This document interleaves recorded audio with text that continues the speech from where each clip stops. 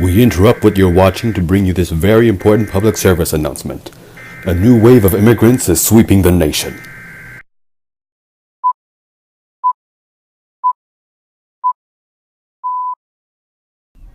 Chinese immigrants during the Gilded Age weren't integrated into American society and culture due to American natives' unwillingness to accept new immigrants.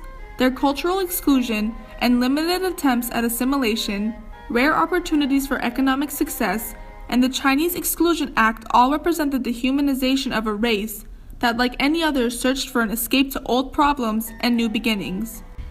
The Gilded Ages in the United States history defined the late 19th century from the 1870s to the early 1900s.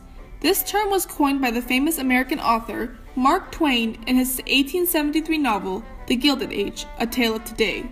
The novel satirized an age of serious social issues covered up by a thin gold gilding. It was known as an era of rapid economic growth, specifically in the North and West Coasts. This success was a great attraction to others around the world, and it made people want to come to America and start over, hoping to build up to the top. These people were considered new immigrants.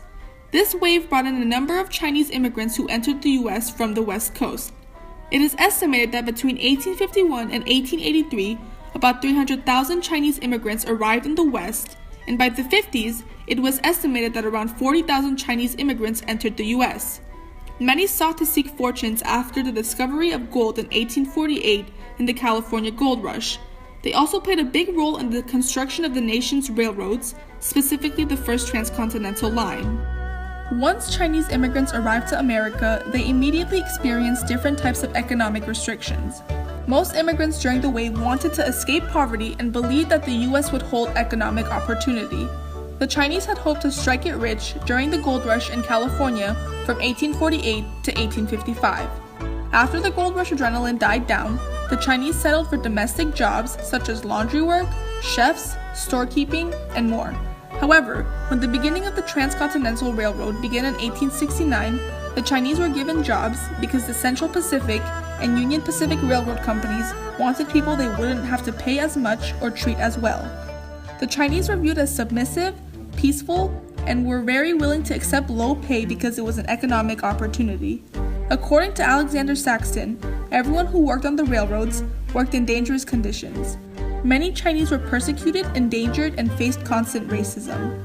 Approximately 10,000 to 15,000 Chinese worked on the railroad from early 1860s to 1869. They made up about 90% of the workforce. Without the Chinese, the Transcontinental Railroad might have never been built or finished.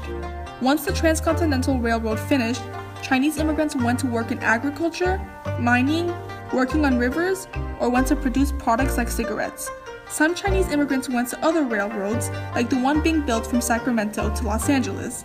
White people feared for their jobs, so they began to publish anti-Chinese images to try and restrict all economic opportunities, which ultimately led to political restrictions. Not only did Chinese immigrants face economic restrictions, the U.S. government placed political restrictions on them as well. As new job opportunities such as jobs in agriculture, mining, working on rivers, factory jobs, and more railroad opportunities became available on the West Coast, it attracted many Chinese immigrants. Because so many Chinese immigrants were taking over the white workers' jobs, they were eventually banned from coming into the U.S. On May 6, 1882, Congress passed a law restricting Chinese immigrants from entering into the country for the next decade. This law, signed by President Chester A. Arthur, was known as the Chinese Exclusion Act. The Chinese American dream of rebuilding their lives and becoming successful in the United States was then shut down. This caused the creation of the infamous immigration station, Angel Island, on January 21, 1910, and it was used until November 5, 1940. 50,000 Chinese immigrants came to the U.S. through Angel Island, which was located in the San Francisco Bay. Here, Chinese immigrants were detained and interrogated anywhere from 1 week to a couple months, and sometimes even up to years. In addition, many immigrants went through harsh and long scrutinization in the immigration stations. An example of an immigrant was Tyrus Wong, an ex-Disney animator, an immigrant who stayed at Angel Island for a month in 1920. I found out that the Chinese ladies stay over there over 2 years. Can you imagine that? Stay over 2 years. Of course, some of them committed suicide. I met the man that his brother jumped off the roof and killed himself because it's just kind of sadness. Residents within Angel Island were fed small amounts of food on a strict schedule. Their detention barracks were filthy, and the interrogation and medical examinations at Angel Island were very harsh. Immigrants would be questioned by 2 immigrant inspectors, a translator, and would be asked very specific questions. Then, witnesses would be called to verify their answers. If these questions could be answered similarly, the immigrant would be allowed into the States. If not, they would be deported back into China. Chinese expressed their views and struggles through poems that the immigrants carved into the wall. For example, a man named Hing Shan expressed his feelings by carving this poem onto the wall. There are tens of thousands of poems on these walls. They are all cries of suffering and sadness.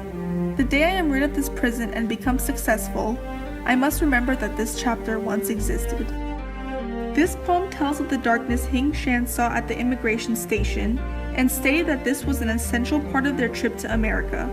If immigrants made it past Angel Island, they went on to face more struggles in the United States. Chinese immigrants not only suffered restrictions on their political freedom, they also suffered restrictions on their social freedom. They attempted to assimilate into American society, but due to American nativism, they were never accepted. Li Chu, a Chinese immigrant, had stated in the Biography of a Chinaman, "Chinese were persecuted not for their vices, but for their virtues. There never was any honesty in the pretended fear of leprosy or in the cheap labor scare, and the persecution continues still." Once the transcontinental railroads were finished, white people feared for their jobs. This led to Chinese people being beaten, having their homes and workplaces burned down, and even being murdered. The violence against Chinese immigrants caused the creation of Chinatowns, which served as a protection for the Chinese. However, before and during the 1880s, violence against Chinese communities were extremely present. Chinese communities were harassed and attacked. They were expelled in 34 towns in states like California, Oregon, and Nevada. For example, on July 23, 1877, a labor rally was supporting strikers, and then a group of young men attacked a Chinese man. This then led to 3 days of riots in San Francisco and attacks on Chinatown. To this day, Chinatowns remain extremely significant to Chinese culture. They represent the hardships that the Chinese faced while attempting to integrate into American society. Throughout the 20th century, the repeal of discriminatory laws throughout the nation allowed Chinese American communities to flourish. Chinese immigrants were able to become citizens and new families were established. By the mid-1980s, it became clear that new Chinese immigrants had more opportunities in the United States than previous generations. They were allowed to settle outside Chinatown and were able to work in places other than laundries and restaurants. Business owners developed commercial properties to serve Chinese-speaking customers. Not only are Chinese immigrants able to make a living for themselves, they have the ability to embrace their culture with parades and more. However, echoes of exclusion and discrimination continue to visit the nation today, as seen in the recent immigration ban ordered by President Donald J. Trump on January 27, 2017. So what's interesting about this ban of these 7 countries is that, you see that the people that were responsible for the terrorism, like say 9/11 and the Boston Marathon, they didn't come from any of these 7 countries.